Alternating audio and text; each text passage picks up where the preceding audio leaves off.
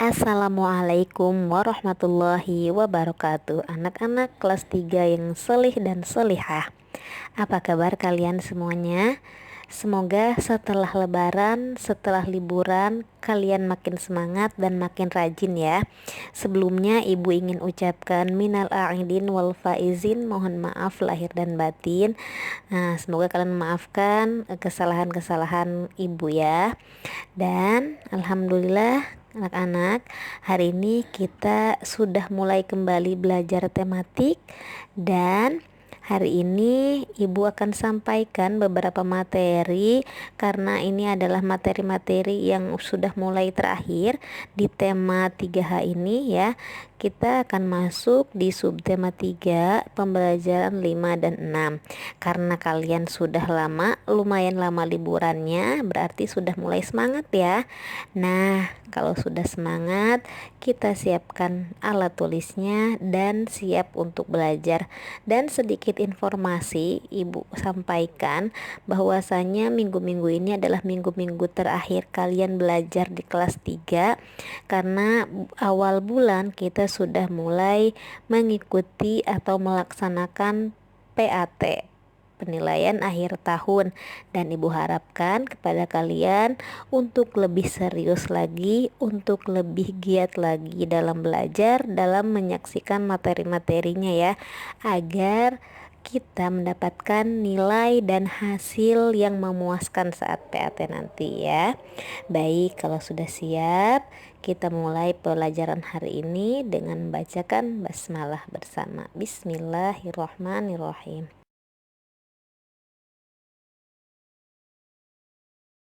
Baik anak-anak, karena kalian sudah siap, nah materi pada pembelajaran 5 dan 6 di subtema 3 ini kita akan belajar tentang rambu-rambu. Apa itu rambu-rambu? Yuk kita simak.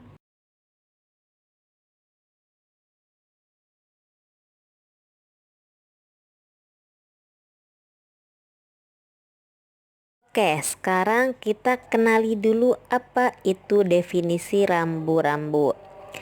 Nah, perlu kalian ketahui, rambu adalah tanda atau petunjuk. Rambu itu ada dua, ada rambu petunjuk arah, ada juga rambu petunjuk tempat. Kemudian, apa manfaat rambu tersebut? Manfaat rambu-rambu bagi pengguna jalan terutama untuk memberi petunjuk kepada pengguna jalan agar mengetahui bentuk jalan, arah jalan, dan perintah jalan lainnya, agar terhindar dari kecelakaan dan mara bahaya.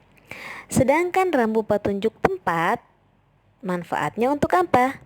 Manfaatnya yaitu untuk memberi informasi lokasi atau suatu tempat, misalkan rumah makan, tempat beribadah, tempat beristirahat, dan lain-lain. Rambu tersebut bermanfaat bagi pengunjung tempat wisata atau pengguna jalan tol yang membutuhkan tempat tersebut.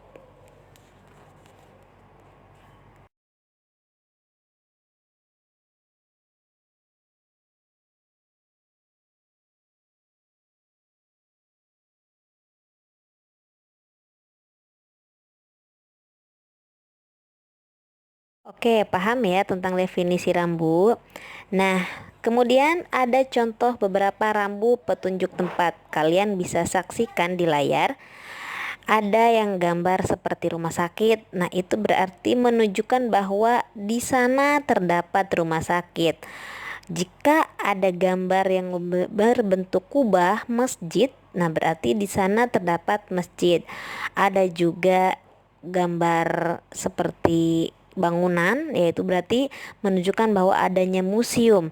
Kemudian ada P, huruf P, berarti tandanya biasanya ini yang suka pergi ke mall ya. Nah, di mall tuh biasanya ada P.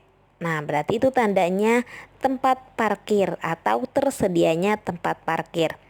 Dan ada orang yang ingin menyeberang tuh gambarnya. Berarti di sana menunjukkan bahwa gambar tersebut ada tempat penyeberangan orang. Nah, itulah beberapa contoh rambu petunjuk tempat.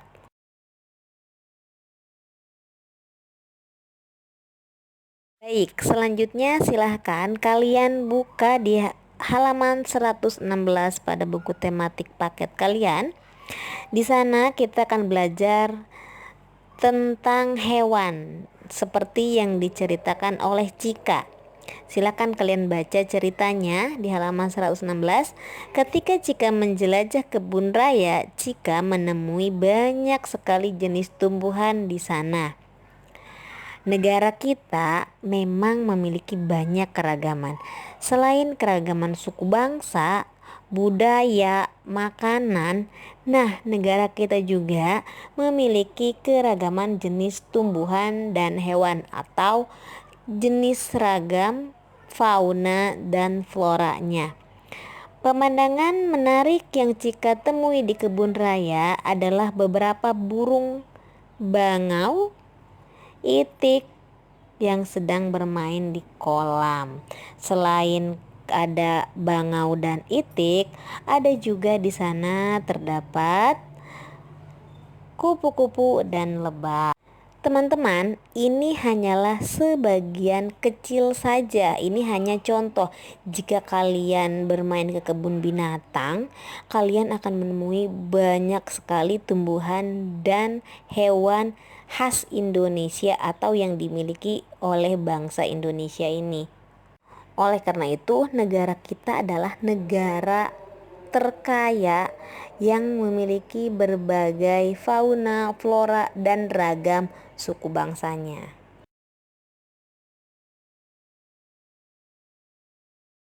Oke, sekarang jika kalian sudah membaca cerita Cika di halaman 16, coba agak sedikit perhatikan pada gambarnya. Sekarang coba kita hitung jumlah setiap hewan pada gambar di halaman 16. Kemudian kalian boleh tulis dalam bentuk tabel yang sudah tersedia di bawah gambar ya. Berapakah jumlah burung bangau, berapa jumlah itik, berapa jumlah lebah, dan berapa jumlah kupu-kupu yang tertera pada gambar di halaman 116. Jika kalian sudah mengisi tabel yang ada pada halaman 116, kalian juga dapat berlatih pada halaman 117. Silahkan kalian hitung buah-buahan yang ada pada halaman 117. Di sana ada buah salak, buah rambutan, buah jeruk, buah jambu, dan mangga.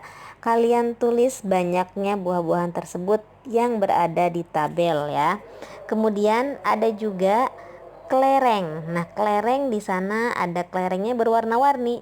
Ada kelereng warna merah, ada warna kuning, ada warna hijau, ada warna biru, dan ada lagi warna coklat. Nah, kalian bisa tulis masing-masing kelereng ada berapa jumlahnya atau masing-masing kelompok kelereng warna tersebut berapa jumlahnya. Kalian boleh tulis di halaman 117.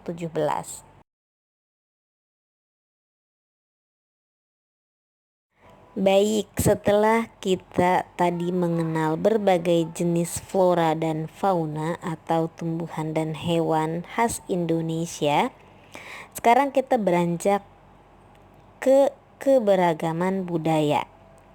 Teman-teman, perlu diketahui, Indonesia kaya akan ragam budaya seperti rumah adat, pakaian adat, senjata tradisional, dan upacara adat, bahkan sampai dengan bahasanya.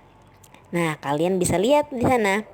Ada rumah adat, ada pakaian adat, ada senjata tradisional, bahkan sampai dengan prosesi upacara adat di berbagai suku bangsa di Indonesia. Nah, jika kalian perhatikan gambar pada layar, kira-kira adat dan pakaian manakah yang paling kalian sukai? Nah, coba perhatikan baik-baik. Kira-kira jika kalian sudah memilih, ada yang paling kalian sukai? Kemudian dapatkah kalian membuat diagram gambar berdasarkan tabel yang telah kalian buat seperti yang sudah kalian buat pada slide sebelumnya yang hewan. Kira-kira bisa nggak? Nah, coba kalau kalian belum paham, belum bisa, kita akan belajar bersama cara membuat tabel ya.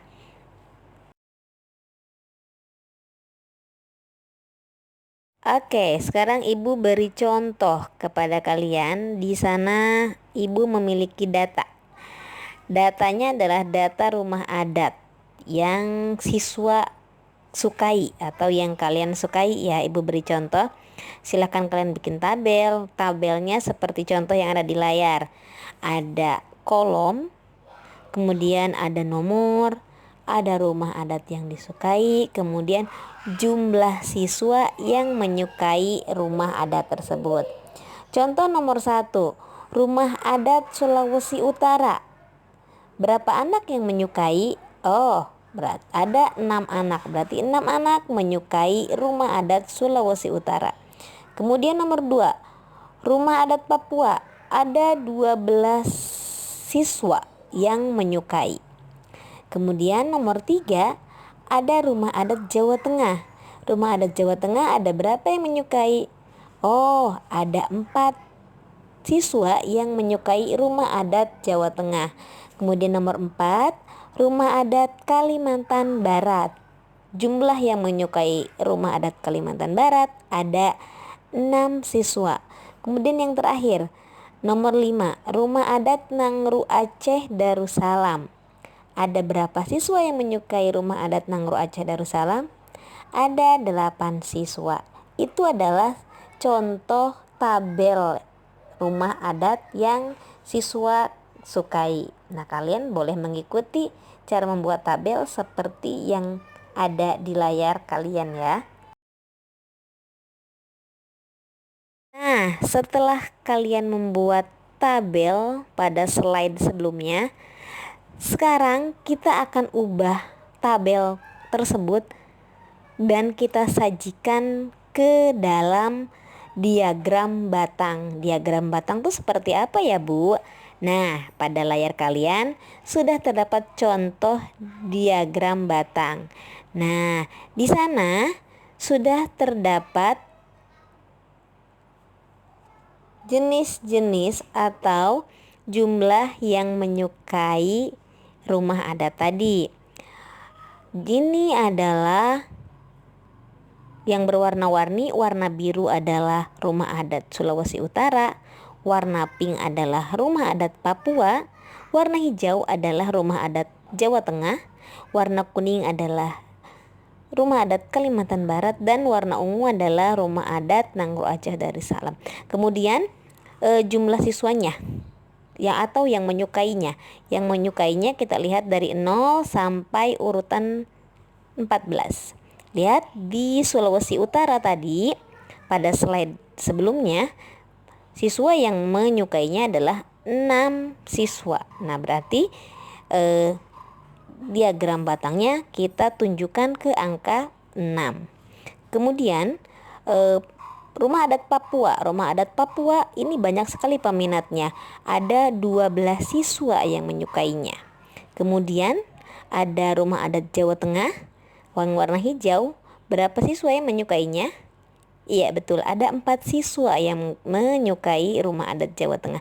Berarti kita luruskan diagramnya atau diagram batangnya dengan nomor 4 sesuai dengan jumlah siswa yang menyukai.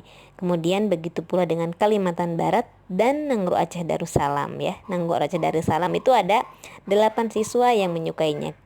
Nah, ini adalah contoh dari diagram batang. Diagram batang dibuat setelah kita membuat tabel yang seperti contoh pada slide sebelumnya ya, teman-teman. Oke, jika tadi kita sudah mengetahui berbagai rumah adat dan berbagai budaya yang ada di Indonesia, salah satunya rumah adat. Nah, sekarang kita masuk ke keragaman selanjutnya nih. Nah, di keragaman selanjutnya adalah makanan tradisional yang dimiliki bangsa Indonesia. Selain rumah adat dan pakaian adat, bangsa kita, bangsa Indonesia, juga memiliki keberagaman makanan tradisional. Makanan tradisional ini ada yang berupa masakan, ada pula yang berupa jajanan. Nah, kalian suka kan jajan? Oke, beberapa contoh makanan tradisional berupa masakan. Salah satunya adalah rendang. Siapa yang tidak suka rendang? Gudeg, empe-empe. Nah, kalau rendang itu biasanya dari Padang. Kalau gudeg biasanya dari Jogja. Empe-empe biasanya dari Palembang. Ada soto Betawi, otomatis dari Jakarta. Dan ada ayam betutu. Biasanya ayam betutu itu dari Bali. Oke, beberapa contoh makanan tradisional berupa jajanan adalah bika Ambon, ada kue putu, ada jeneng, ada getuk, dan ada kerak telur. Nah, semuanya memiliki daerah masing-masing. Nah, nanti kita lihat atau kalian bisa searching di Google atau di internet, bika Ambon dari mana ya, kue putu dari mana ya. Nah, kalian bisa searching ya. Nanti kita akan belajar lebih lanjut lagi tentang makanan tradisional ini. Jika tadi ibu sebutkan hanya beberapa jenis makanan dan dari daerahnya masing-masing, nah teman-teman perlu kalian ketahui keragaman makanan tradisional itu yang dimiliki daerah di seluruh Indonesia atau di 34 provinsi di Indonesia itu banyak sekali. Masakan khas daerahnya banyak dan setiap daerah memiliki makanan khas. Makanan tradisional ini memiliki rasa dan bentuk yang khas yang tidak dimiliki oleh daerah lain. Keragaman makanan tradisional ini merupakan salah satu kekayaan budaya Indonesia. Ingat ya, hanya Indonesia yang memiliki keragaman makanan seperti ini. Nah, keragaman makanan tradisional menambah daya tarik para wisatawan atau para pengunjung, para turis yang datang ke Indonesia.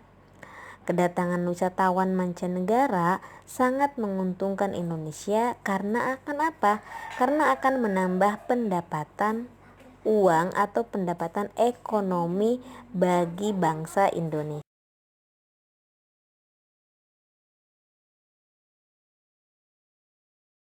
Oke, anak-anak soleh-soleha, itulah tadi berbagai materi yang dapat Ibu sampaikan pada pertemuan awal kita setelah liburan kali ini. Dan ada tugas yang harus kalian kirim melalui WA Japri. Silahkan kalian amati gambar lalu lintas di buku tematik kalian pada halaman 124.